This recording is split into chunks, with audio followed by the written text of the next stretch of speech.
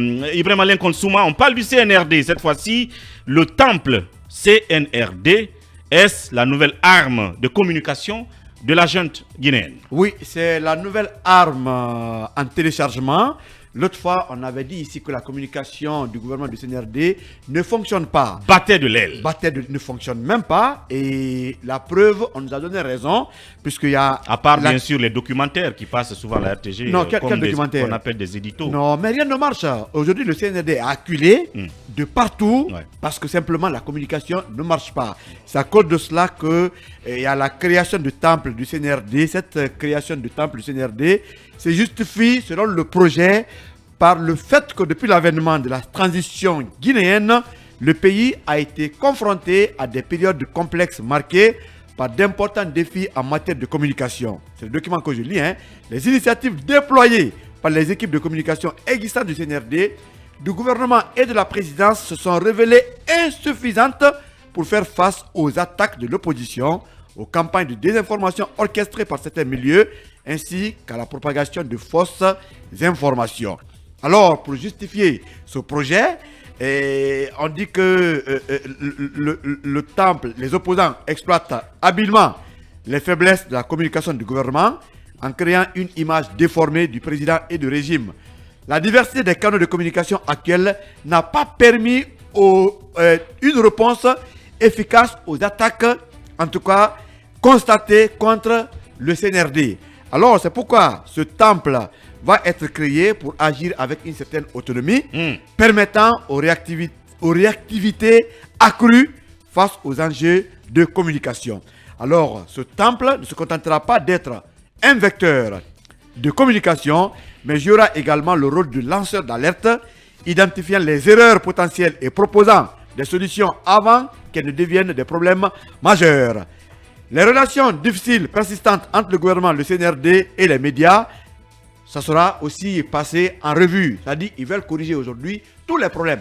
On a dit ici... Donc ce sera un des objectifs du temple CNRD. Oui, bien sûr. Normaliser les relations... entre les médias et moi, ça m'intéresse. Et le CNRD. Rien qu'en parlant du président de la transition depuis 2 ans, une seule émission... Depuis 2 ans, une seule rencontre avec la presse, je ne sais pas s'il y en a eu d'autres de façon occulte ou derrière les rideaux. Rien d'officiel après tout ça. Donc, c'est vrai que la situation n'est pas normale. Ça ne veut pas dire qu'on devient des amis. Mais je ne sais pas ce qu'ils veulent dire clairement par ce passage. Mais l'autre question, il se dit que ça va être lancé aujourd'hui et que Alpha Bakar... spécialiste en communication serait derrière. Est-ce vrai? Est-ce que vous avez recoupé là-dessus? On en a même capté quelques photos du temple en question. Donc c'est la bonne idée d'Alpha Bakar Bari. Oui, on apprend que c'est Alpha Bakar qui serait pratiquement derrière. Le constat aujourd'hui... Oui, en image donc le temple. Oui, le constat est visible. Mais est-ce que ce temple, on a vu les objectifs, est-ce que ça permettra en tout cas de corriger les lacunes? Alpha Bakar, c'est qui déjà? Il faut quand même préciser. Oui, mais Alpha Bakar, c'est... Alpha Bakar, ce n'est pas le ministre de l'enseignement technique et professionnel, mais c'est plutôt... le directeur national adjoint de l'ANRU, qui est en tout cas spécialiste de communication quand il était quand même à l'UFDG. Bien. Ouri, c'est ce qui est clair. On va voir les résultats, mais tout ce que les uns et les autres disent par rapport au pouvoir, quels que soient les outils de communication qu'on mettra en place, s'il n'y a pas de résultats sur le terrain, vraiment, ça ne peut pas porter. Puisque quand on parle aujourd'hui des droits de l'homme en Guinée... Mais s'il y a le minimum qui existe... Non, si... banalise le pouvoir de la propagande. Non, attention.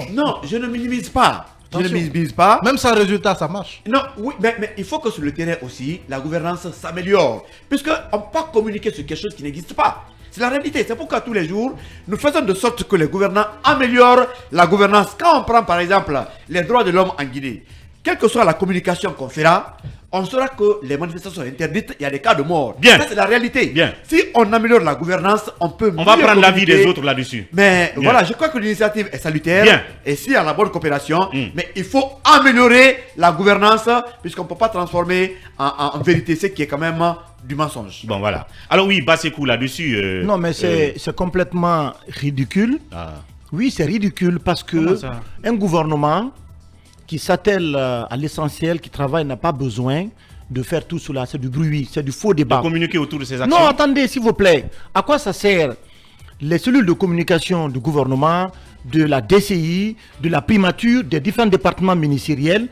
Donc ça veut dire que concrètement, que ces cellules-là qui existent aujourd'hui pour faire la promotion, la communication sur les acquis du CNRD, du gouvernement, donc ces cellules-là n'ont servi pratiquement à rien. Je ne peux pas comprendre qu'on puisse mettre en place une cellule parallèle pour venir à la rescousse du porte-parole du gouvernement, de la cellule de communication du gouvernement, de la DCI, qui ont même créé des magazines. Sincèrement, moi je ne comprends plus rien. La vérité est que le CNRD doit s'atteler à l'essentiel. Si vous travaillez très bien, vous serez apprécié sur le terrain.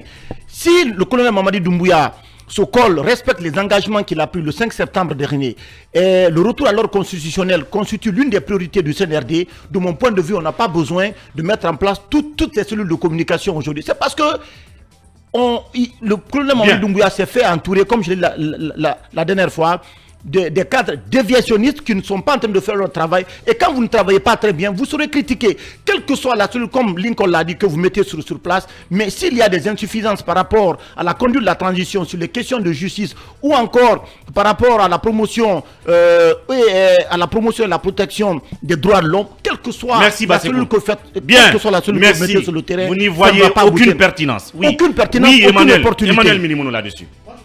Vous avez écouté quand même les motifs. Oui, évidemment, l'enjeu communicationnel aujourd'hui, c'est autour des actions du CNRD, mais aussi du gouvernement. Ça se pose, ça c'est clair. Mais j'ai peur quand même que cette initiative ne vienne créer une sorte de superposition de structures finalement qui vont se marcher chacune sur les plates-bandes de l'autre. Parce que comme l'a dit peut-être Bassekou, il y a des cellules de communication qui existent, dont celle du gouvernement, la DCI et autres. Malheureusement, faut les fermer. À mon avis, non, on ne les fermera pas. Non, mais à mon avis, elles sont en train... travaille sur un axe qui n'est pas prolifique. Prenez par exemple la DCI. Il a parlé des magazines que la DCI produit, mais ces magazines sont destinés à qui? Au cadre de l'administration, à des gens déjà commis, déjà optés. Donc les cadres de l'administration qui sont déjà au compte du CNRD, c'est à eux qu'on distribue les magazines de communication du CNRD. Qu'est-ce qu'on veut gagner? Les documentaires avec ça? Aussi qui passent à la RTG. Ça n'a pas de sens. Ça n'a pas de sens. On ne prêche pas un convaincu. L'enjeu ici, c'est d'aller vers ceux-là qui ne sont pas cooptés et qui peuvent être cooptés par les adversaires qui sont notamment donc c'est l'enjeu de ce temps, la société travail. Et aujourd'hui, je pense que le plus important, ce n'est pas forcément ce type de communication qu'on a où vous avez des bulletins qui sont dans les bureaux de l'administration, le journal, par exemple, le journal même Horoya qui est aussi logé un peu dans la même enseigne. Bien. Toute la communication qui est dirigée vers l'administration du CNRD, c'est une communication perdue en fait, parce qu'elle ne va pas gagner, elle ne va pas, comme on le dit, recruter de nouveaux clients. Aujourd'hui, l'enjeu, c'est de se tourner vers...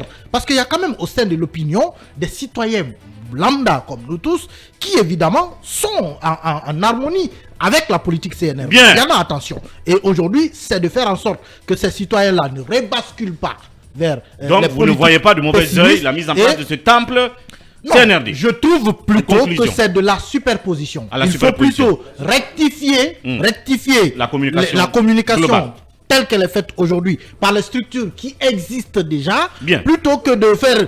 Je pense que ça ne sera pas, en termes d'efficacité, ça ne marchera pas. Ça sera une cellule de propagande, comme je l'ai dit, et malheureusement, quand elle est connue comme propagande, elle ne gagnera pas en termes de communication.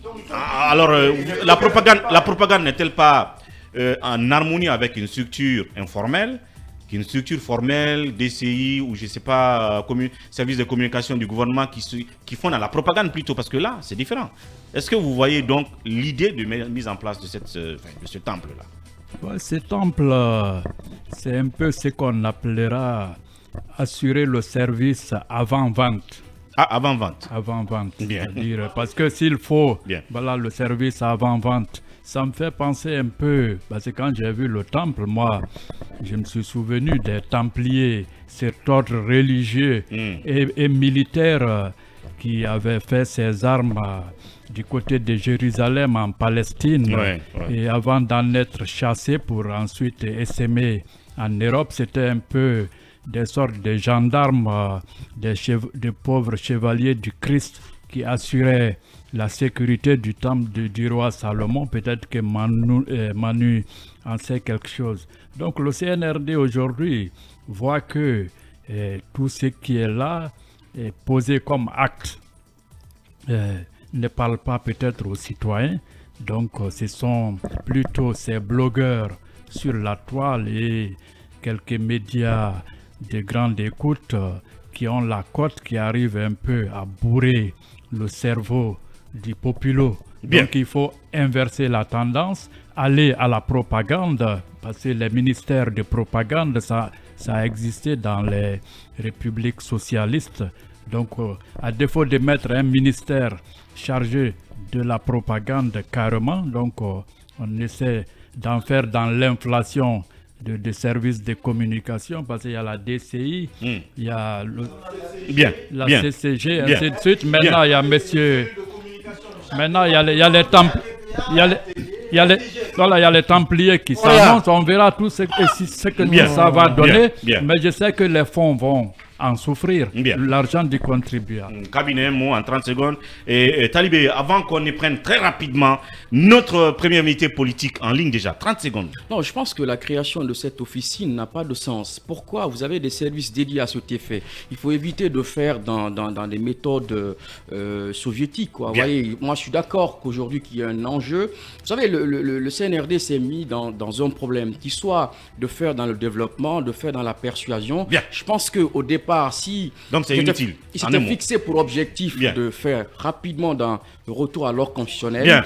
On ne serait pas dans un objectif tous azimuts de faire dans la persuasion. Encore une fois, l'État, c'est très sérieux. On ne met pas en place des officines parallèles aux instances juridiquement reconnues à cet effet. Oui, Talibé, il est quand même de bonne foi. Hein. Oui, le temple du CNRD, c'est un peu l'habitacle du diable. Ah oui, carrément. Parce que, non, on dit que les blogueurs insultent le président, les blogueurs insultent le CNRD, les médias insultent le président, les médias insultent le CNRD. Il faut trouver une structure correspondante. Oui, mais lors de cette réunion, il a été reproché aux gens de laisser les médias et les blogueurs insulter le président, insulter le CNRD. Les médias n'insultent pas. Oui, ce qui est faux, ce qui est faux. Les médias critiquent. Voilà. Ce sont ces critiques-là qu'on appelle injures. Donc, ce sera une grosse boîte d'injures. Quand un blogueur insulte, on l'insultera en réplique. Quand un journaliste critique, on l'insultera en réplique. C'est pourquoi j'appelle ce fameux temple du CNRD l'habitacle du diable. C'est pour les basses œuvres de communication. Sinon, il y a des structures de communication dont il faut renforcer. Justement, en tout cas, qu'il faut renforcer en termes de moyens. Et malheureusement, ce n'est pas le cas. La réplique, c'est une insultologie en quelque sorte.